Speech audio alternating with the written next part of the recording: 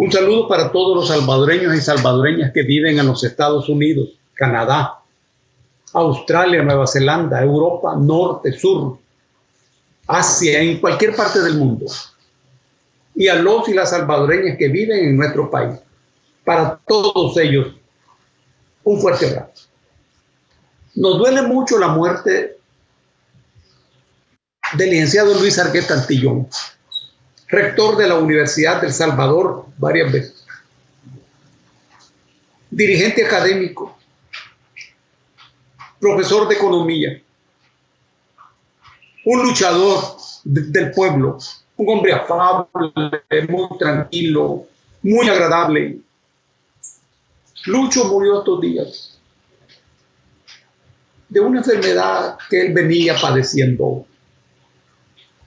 Expresamos nuestro pesar y nuestro dolor a su familia, a sus amigos, a la comunidad académica. Perdurará el recuerdo de la persona y la personalidad de Lucho Antillón. En el mundo se celebra el Día Mundial de la Juventud. Es una importante fiesta. La clave, ya vos lo sabés, no es ser joven.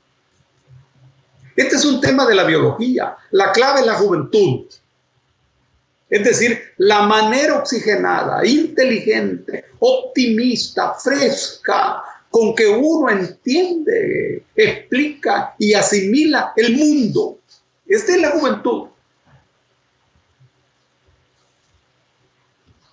Es la actitud ante el mundo y ante la vida. Se celebra el Día Mundial de la Juventud en todos los países. Es esa juventud la que hace las gestas más grandes y más importantes. Son los jóvenes los que tienen en sus manos su futuro y su presente, y el futuro y presente de la sociedad en general. De eso se trata, de asumir su papel. Este día estaría cumpliendo 94 años Fidel Castro. Estamos hablando del 14 de agosto. Nació en 1926. En el oriente de Cuba.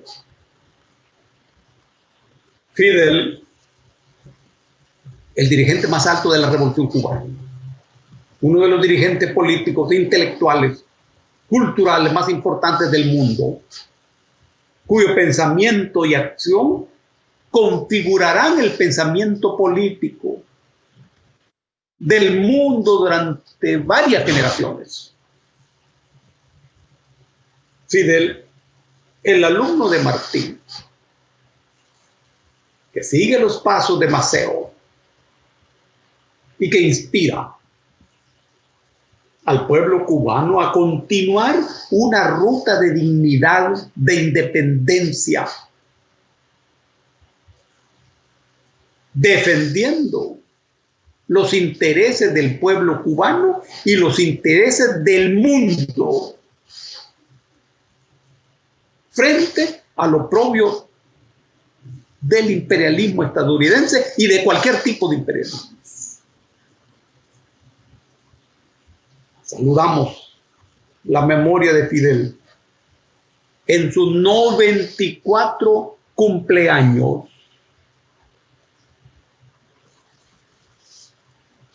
Un saludo a Tiago, allí en Ciudad Arce. Nos vamos a ver después, Tiago, que pase todo esto. Cuídate mucho vos. No andes en la calle. Jugá allí en tu casa. Y después nos vamos a ver y vamos a jugar bastante. Este día vamos a conversar sobre determinados aspectos de la situación del planeta. Porque la lucha de nuestro pueblo se inscribe en un contexto internacional determinado. Y ese contexto internacional nos influye. Y nosotros podemos y necesitamos tener conciencia e idea de lo que está ocurriendo en nuestro planeta. Un primer rasgo de esa situación es que nos encontramos en medio de una crisis ambiental sin precedentes. Esto atenta contra la vida. Y dentro de la vida en general, atenta contra la vida de los seres humanos. No conviene olvidar que la vida de nosotros es parte de la vida en general. La vida de las plantas, la vida de los otros animales, la vida de las otras especies. Y en cierto modo, la vida de nosotros depende de la vida de esas otras especies. Todo eso está amenazado. Y lo amenaza el capitalismo. Como ninguna otra formación económica, el capitalismo está destruyendo la capa de ozono, está deshaciendo los hielos eternos del Ártico, de la Antártida, está alterando las corrientes marinas que recorren el océano en todo el planeta e influyen sobre los vientos, está aumentando la temperatura del planeta, destruyendo los arrecifes de coral. Eso es lo que ocurre con la gigantesca barrera de coral del este de Australia, que se está terminando. Incluso los arrecifes de la zona de los Cóbanos en nuestro país también están siendo afectados. Esta crisis ambiental para nosotros equivale a la vida o la muerte del río Lempa. Este punto es el punto más alto para nosotros de esa crisis. Es dramático que en el caso de nuestro país nunca ninguno de los gobiernos oligárquicos hasta ahora ha sido capaz de entender las proyecciones de esa crisis e iniciar pasos para atender, cuidar y salvar el río. Esta es una primera crisis. Pero hay otra crisis. La crisis de los imperios. Nosotros sabemos que los imperios aparecen, se desarrollan y caen. Así ocurrió con el imperio persa. Y antes, con los hititas, con los asirios, con los babilónicos. ¿Y qué decir del poderoso imperio egipcio, que se desarrolló entre 3000 y 4000 años antes de Cristo? Y terminó con Cleopatra, ya bajo el reinado de los Ptolomeos. Esa es la historia. El imperio romano, que duró 2000 años, con el imperio romano de Oriente, cayó también. Luego vinieron sucesivas expresiones del capitalismo. Primero el capitalismo de los Países Bajos. Después estos fueron sustituidos por Inglaterra. Después de Inglaterra, Estados Unidos, que después de la Segunda Guerra Mundial se convirtió en el poder más amenazante y más fuerte del planeta. Cuando hicieron que su moneda se convirtiera en la moneda de todos, la moneda de reserva y de intercambio, el dólar. Sin embargo, eso está terminando. Todo el mundo se ha dado cuenta que en esta pandemia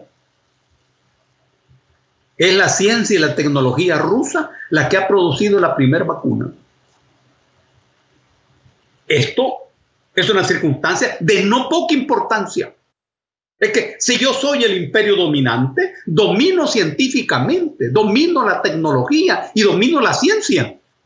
Por eso y para eso soy el imperio dominante. Así ha ocurrido siempre. Pero ya no. Ya no. Rusia, China, Irán y los países del Oriente configuran lo que se llama Eurasia, que es el otro centro de poder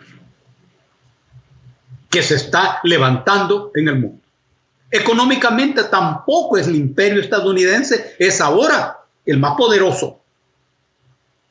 Observemos que ese imperio ya no compite económicamente, ya no puede competir económicamente. Y los problemas sucesivos con China se trata de eso. Si vos mirás con atención los problemas del 5G, se trata de eso. Cuando no compiten económicamente, entonces usan recursos extraeconómicos. A eso responden las sanciones, las amenazas militares y las presiones de diferente tipo. En esa línea se rompe la filosofía de libre comercio. Y los países que levantaron siempre ese discurso, hoy ya no les corresponde. No hay libre comercio, ni hay libre competencia. Porque esos países ya no pueden competir. Ese es con China. Pero con Rusia también. El gasoducto que Rusia está construyendo en alianza con Alemania, con Francia, con Austria y los Países Bajos en Europa, es un gigantesco proyecto geopolítico para llevar gas ruso a Europa, conectando directamente con Alemania.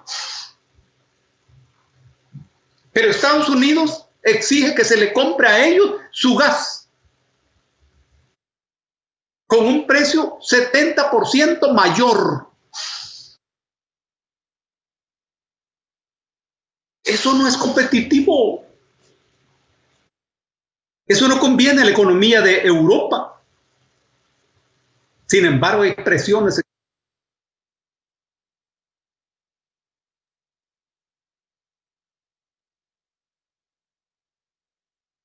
Se expresan las dificultades de ese imperio que dominó siempre en el terreno económico y en todos los otros terrenos, pero ya no. Esta situación es de enorme trascendencia en el planeta, porque se construye una nueva correlación de fuerzas. ¿Y qué tiene que ver con nosotros eso? Es que somos un país de 20.000 kilómetros cuadrados, con mínima producción de pensamiento abstracto, con una reducida capacidad de estudio, con una mínima expresión industrial, con 3 millones o más de migrantes distribuidos en diferentes partes del mundo. De tal manera que nuestros ojos han de estar situados en relación con lo que ocurre en todo el planeta. Y hemos de buscar amigos en todas partes. Y hemos de buscar aliados en todas partes. Por eso hemos de tener la mirada atenta a lo que ocurre en nuestro planeta.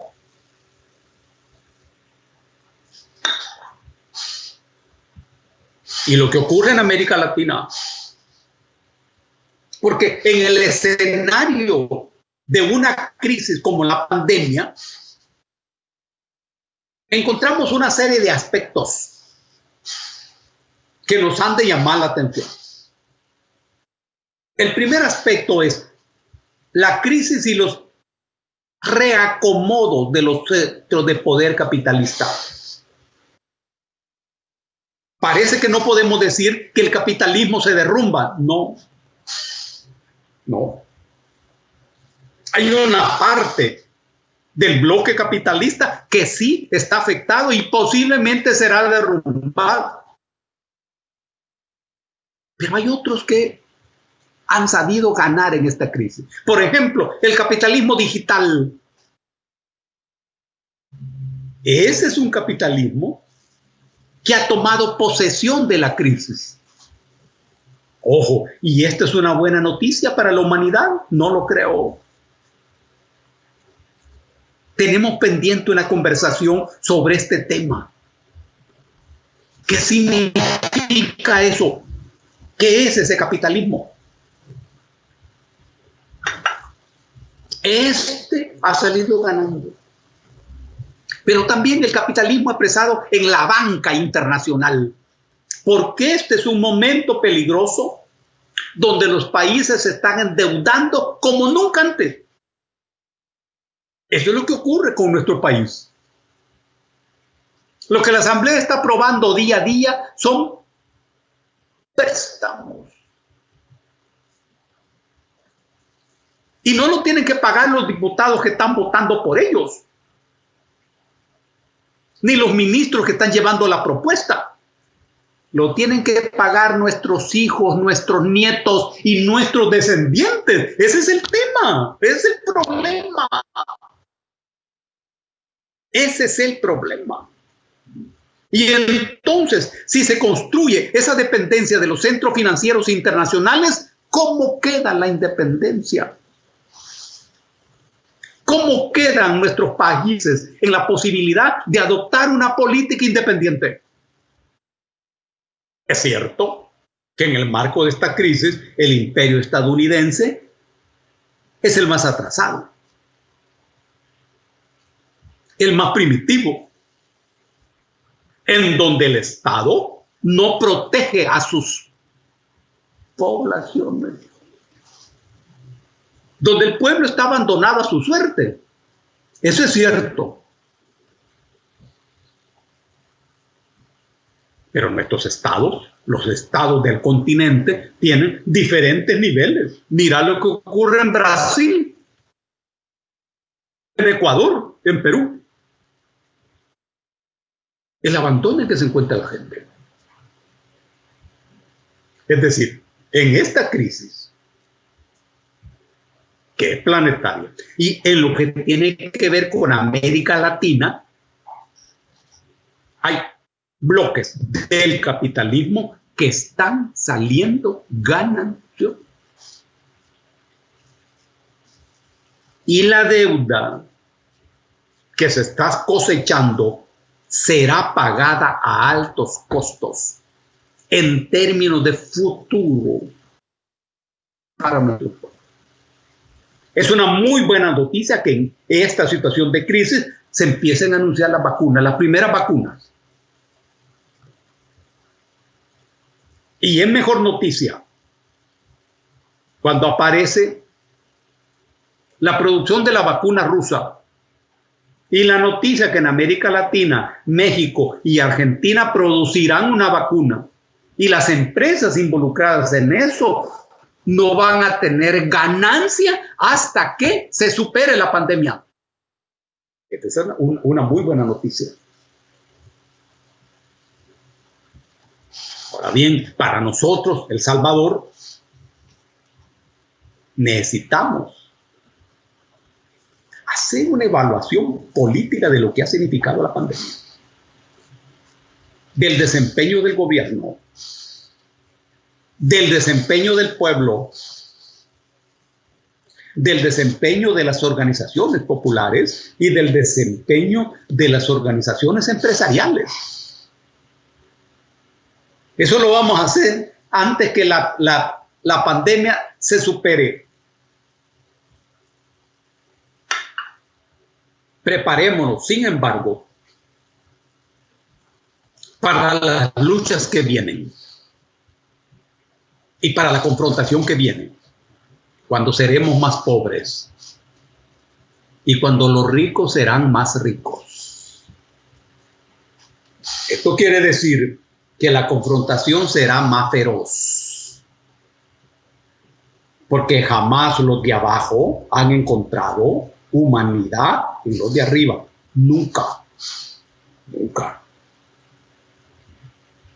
Por eso hemos de prepararnos para importantes luchas venideras y confrontaciones venideras. En algunos momentos estas confrontaciones serán electorales, pero siempre serán políticas, que esas son las confrontaciones más reales.